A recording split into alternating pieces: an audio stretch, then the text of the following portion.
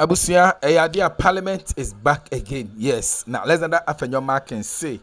Just say or no dear when you ideal to Muso Obema the majority or Mohachiro Monkwan, the Bobo Mohachiromo. Now, the answer the majority leaders will say, yes, Mahama Ayariga, not to say yes. He is also ready for a year the minority leader. Abusia, answer the Baba Kuti and so Alexander Afenyo Mark and Ekaya Nunti, Emma Mahama Ayariga, the majority leader, Emma reply no.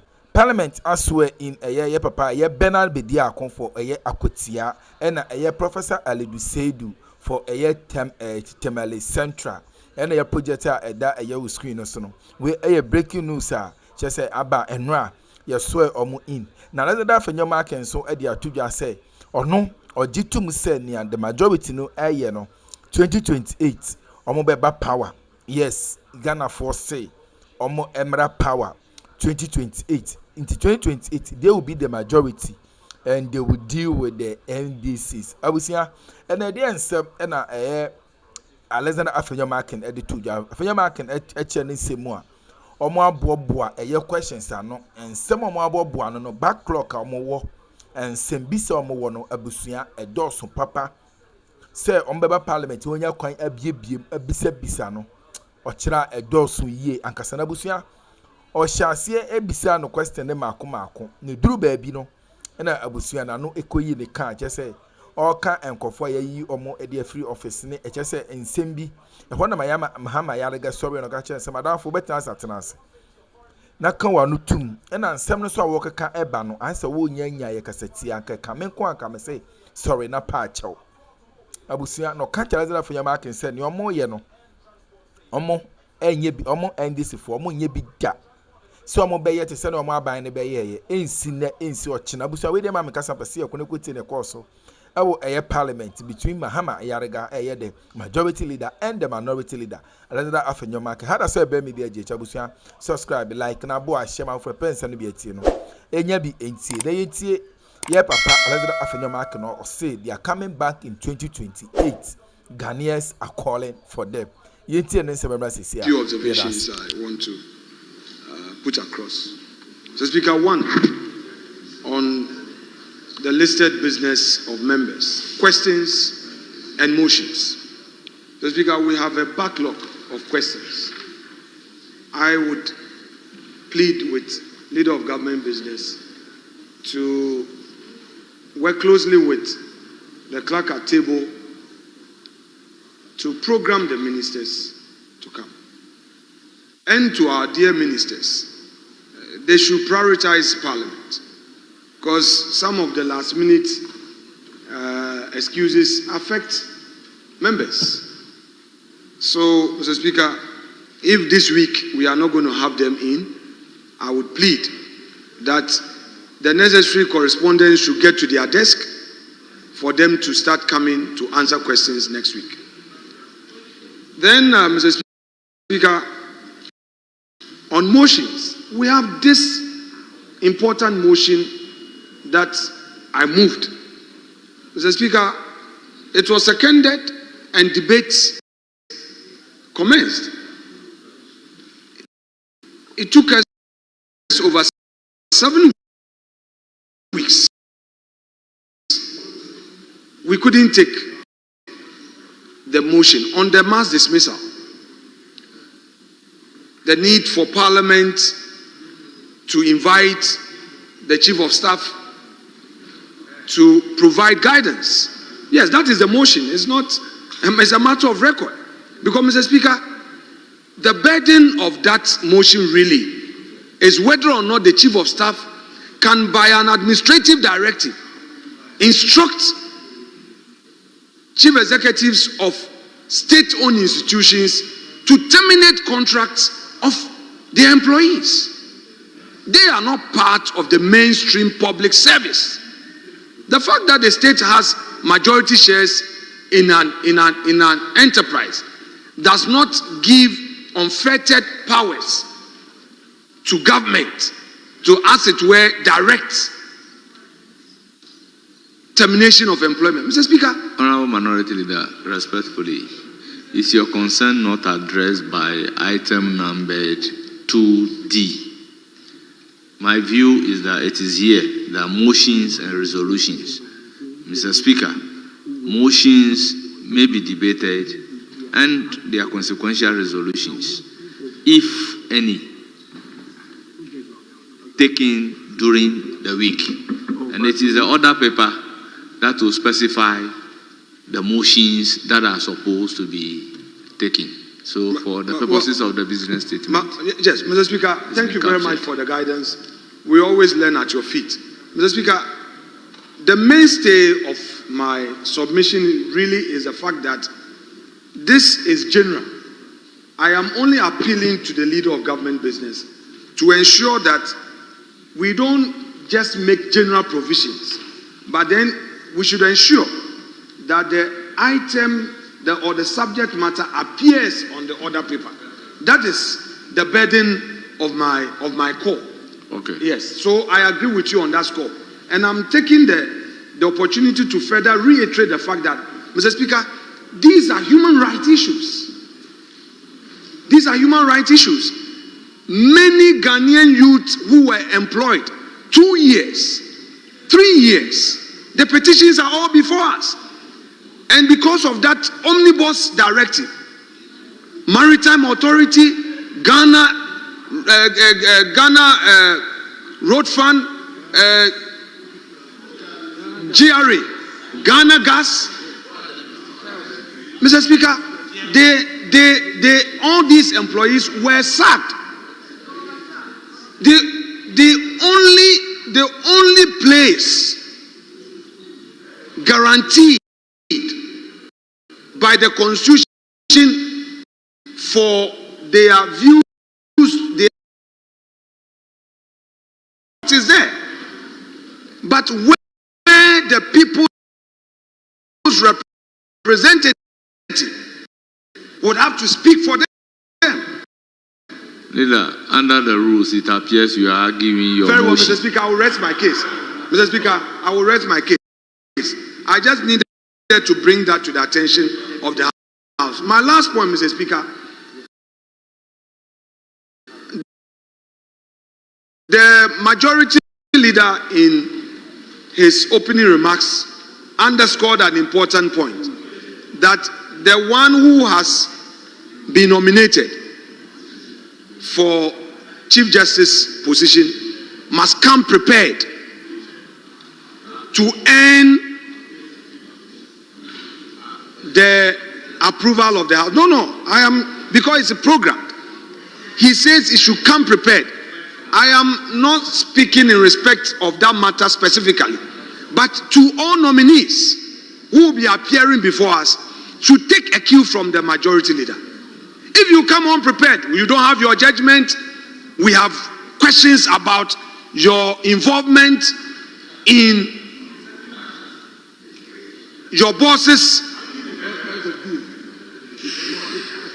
sacking, we have concerns about how you have behaved and all, you answer. You have to prepare. And I agree with the call by the majority leader that the person must come prepared. That is his call. So I'm just drawing his attention that it's not enough, but they should know, because we are not going to sit idly by. Already there are constitutional issues, whether or not Tokonu being in court, another person can be nominated. It's a matter of constitutional concern, but Mr. Speaker, this is not the time for it. This is not the time for it. This is not the time for it. The time will come for a full debate on this. It is now for you to comment on the business statement. Very well. Yes. Mr. Speaker, I raise my case. I was just Thank drawing you his very attention. much. Yes, Chairman of the Business Committee.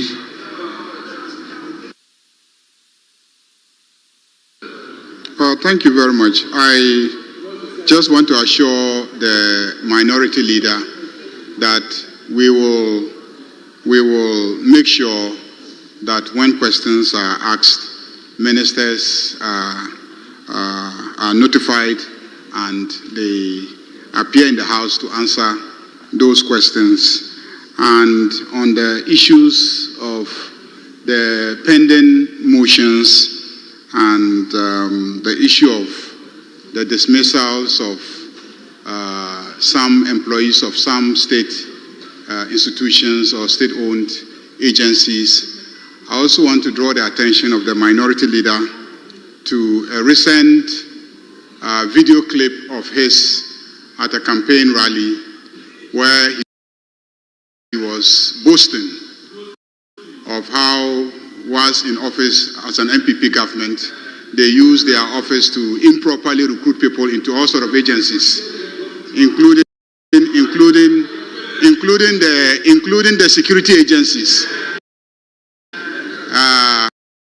He clearly indicated that the MPP in government abused his office, appointees abused their office, and they recruited not going through the proper recruitment channels and filled vacancies with party, and they were daring the NDC. They were daring the NDC to see if the NDC will also be able to fill those public offices with their party faithfuls. By those statements, you had justified the decision to dismiss those people. You had authenticated the claim that once in office, you improperly, unconstitutionally, illegally, and inconsistent with constitutional requirements, recruited people and placed them in office when you shouldn't have done so. So you cannot be making those statements at rallies and then come to this chamber and say that we should investigate those recruitments and the dismissals. If you want us to carry out an inquiry, we will be inquiring and investigating your statement, because you are actually admitting crimes. You were publicly admitting the commission of crimes in relation to recruitment, especially to security agencies. And you come to this chamber and say we should investigate the removal of some people from offices. It won't happen here. It will never happen. Mr. Speaker, it won't happen, because you have actually justified the decisions. You have justified the decisions.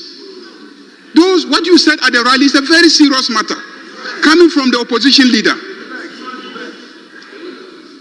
Other people are actually calling on us in the NDC that then we should probe all the recruitments that took place, because you have publicly indicated that once in office, you use your office to staff public agencies with party faithfuls. How did you do that? And you are trying to create problems for the NDC administration and trying to trap us to behave like your government. We will not behave like you. We will not behave like you, because Ghanaians rejected you overwhelmingly for behaving that way. We don't want to be rejected by Ghanaians, so we will not follow your footsteps. We will not be enticed by your statements. You should be apologizing to Ghanaians for what you did. Mr. Speaker, on that note, let me assure members.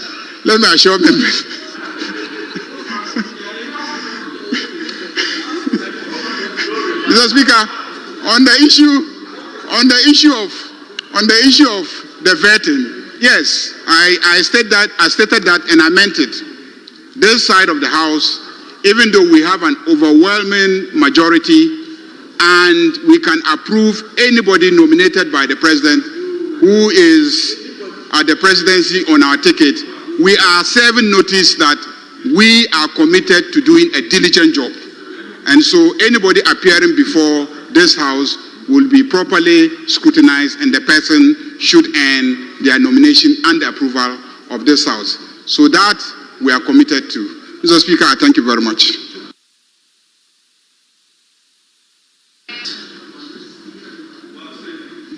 Mr. Speaker, the majority leader at the dispatch box made some statements that have gone into Hansard. And since I'm right here, it is important to set the record straight and put the appropriate facts out. Mr. Speaker, it is a fact that upon the assumption of the office of the MDC, I did say that the many youths who supported them should expect to be employed. It's a fact, I said so. I also said, no, I've not spoken on these things 2 weeks ago. I spoke in January. And I said that during MPP's time, the youth of our country were employed. I would want the majority leader to bring their speech. What the people expect from you is give them jobs. You, the majority, you promise them 1 job, 3 shifts. So if you come here and say that, oh, I was talking about matters that involve criminality, I think perhaps you didn't pay attention to the tape. Unless you did, but you want to spin it. Which on this occasion, I believe you meant to spin. And you were spinning. Mr. Speaker, the issue of mass dismissal is of grave concern to all of us. So, Majority Leader, please deal with it. But if you now say that I said some people were employed under NDC, even if they were MPP, are they not Ghanaians? And if you are going to investigate people who have been recruited in a particular era, and you want to do it, go and investigate and sack all of them. If that is what you want to do, go and do it. Nobody stops you. If you want to sack them, sack them. We don't have a problem. Sack them. I have not made the statement in the context that you described for Hansard. And you know that. You are a lawyer. And you know that. You were being a spin doctor on that. What you should be concerned about is the many youth from your various constituencies, 188 plus. Your people are asking, where are the jobs? Where are the jobs? Where are the jobs? Your people want you to get them jobs. The MPs in this chamber, you have pressure on you, all of you, the majority side. They bring their CVs. They bring their CVs to you. Especially the MPs without portfolios. Minority Leader. There's so much pressure on you. So, Mr. Speaker, I think we should focus on the issue rather than trivializing. I rest my case. Thank you. Yes, Chief Whip. Speaker, the matter before us is a subject of Order 71, Mr. Speaker. And the protocol is that, please, Mr. Speaker, under Order 71, the protocol is that when the business statement is presented, a members raise matters arising out of the business committee response. But Mr. Speaker, what the minority leader is doing is neither a question nor a supplementary question to the answers my leader has provided. You are just going